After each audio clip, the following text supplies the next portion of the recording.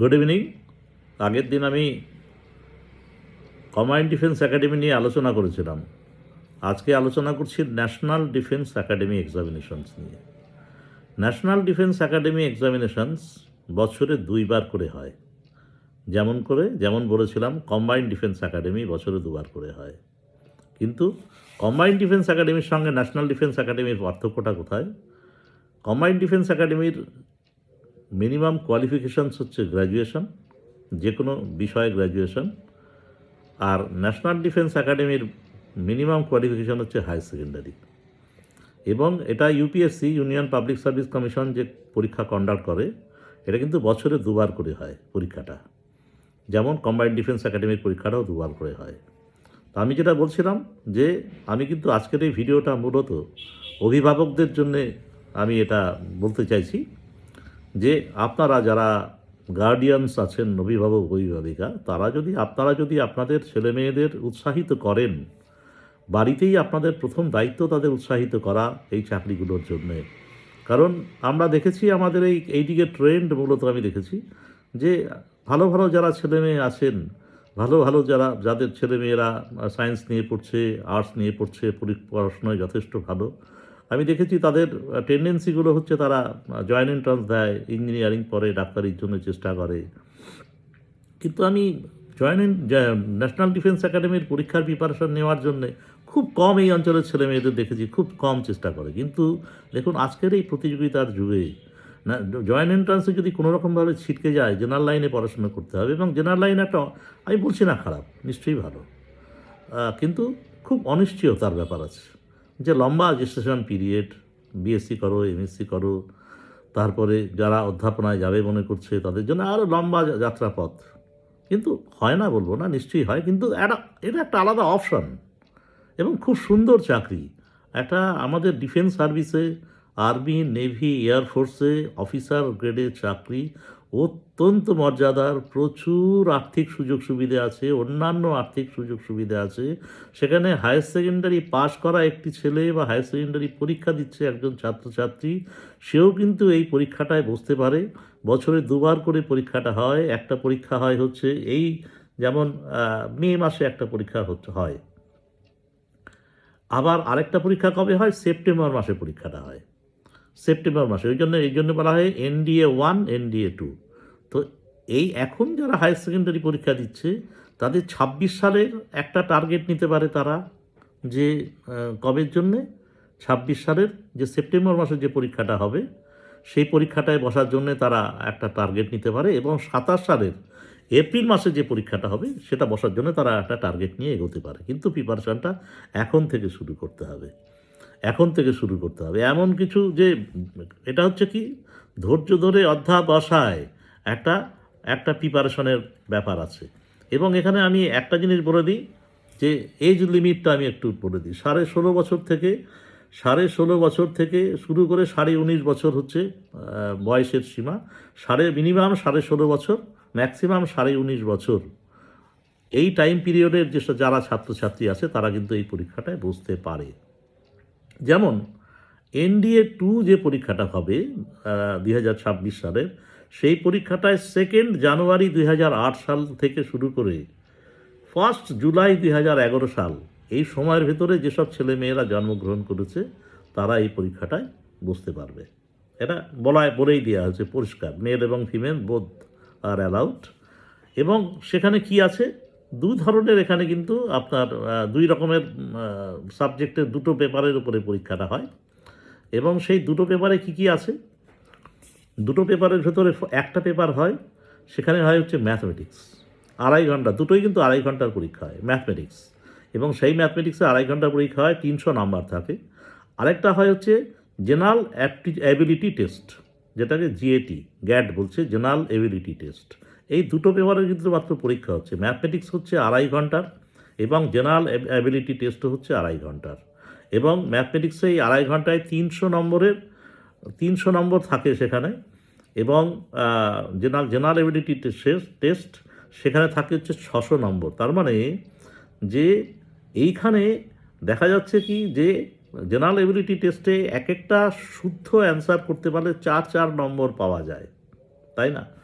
একই রকমভাবে ম্যাথমেটিক্সের ক্ষেত্রেও কিন্তু সেখানে নম্বরটা কম, হয়তো সেখানে 150খানা প্রশ্ন থাকে, সঠিক উত্তর করতে পারলে 300 নম্বর এক এক করে দুটো করে পাওয়া যায়।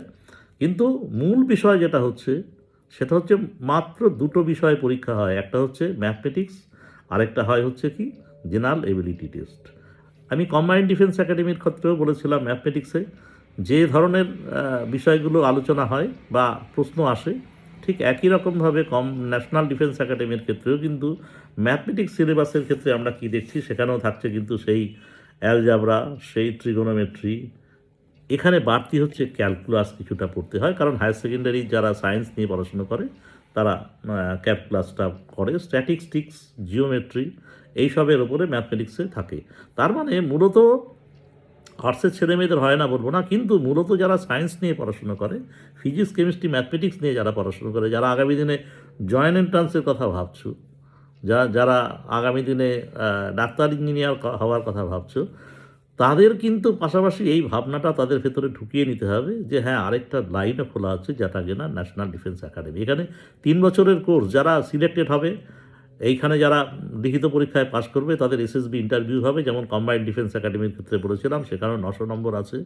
সেই এসএসবি ইন্টারভিউ হবে এবং সেই এসএসবি ইন্টারভিউতে কোয়ালিফাই করলে পরে তাদের পুনেতে ন্যাশনাল ডিফেন্স একাডেমি, খাদা খসলা জায়গাটার নাম, সেখানে ন্যাশনাল ডিফেন্স একাডেমিতে 3 বছরের ট্রেনিং, সেই 3 বছরের ভেতরে তারা গ্র্যাজুয়েশনও করছে ওখানটায়। অ্যাট দি সেম টাইম 3 বছরের ট্রেনিংয়ের সঙ্গে সঙ্গে তারা কিন্তু সেখানে গ্র্যাজুয়েশনও করে ফেলছে। এবং যেটা আমি বলছিলাম জেনারেল এবিলিটি টেস্ট, সেখানে কী কী থাকে, ইংলিশ থাকছে, জেনারেল নলেজ থাকছে। জেনারেল নলেজের ভেতরে যেমন কম্বাইন্ড ডিফেন্স একাডেমির ক্ষেত্রে বলেছিলাম, সেই জেনারেল নলেজের ক্ষেত্রে কিন্তু অল্প একটু ফিজিক্স থাকছে, কিছুটা কেমিস্ট্রি থাকছে, কিছুটা ইতিহাস থাকছে, কিছুটা জিওগ্রাফি থাকছে, কিছুটা কারেন্ট অ্যাফেয়ার্স থাকছে। অর্থাৎ এই যে মিলিয়ে মিশে এইগুলোর উপরে কিন্তু পড়াশুনোটা এখন থেকে স্টার্ট করতে হবে। এবং যারা ধৈর্য ধরে শুরু করে, যারা ধৈর্য ধরে প্রিপারেশনটা স্টার্ট করে, তারা কিন্তু কোয়ালিফাই করতে পারে। এবং